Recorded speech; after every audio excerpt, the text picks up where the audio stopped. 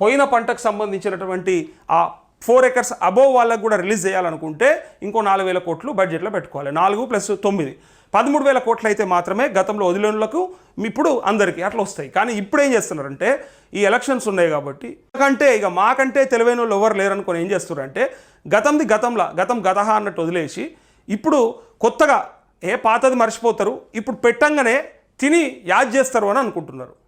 అలా ఉద్దేశం ఏంటిదంటే మొన్న పోయింది, అంతకంటే ముందు మర్చిపోలేదా, వేయకపోతే మనం అడిగినరా మమ్మల్ని.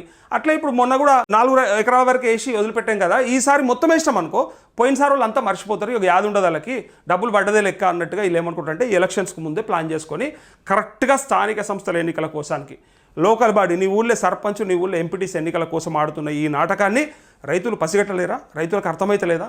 క్లియర్గా కనిపిస్తూ ఉంది. ఇది వాళ్ళ ఉద్దేశం వల్ల ఈ ఎన్నికల కోసం ఏదో ఈ పాట పాడాలి, తర్వాత కథం ఓడమల్లన్న బోడమల్లన్న లెక్క చేద్దాం ఇలా కథ. ఏరు దాటేదా కోటి, ఏరు దాటినాక తెప్ప తగిలేసినట్టు తెప్ప తగిలేస్తారు, నో డౌట్. అది ఇంకా 2.5 ఏళ్ళు ఇస్తారంటే నమ్మకం లేదు.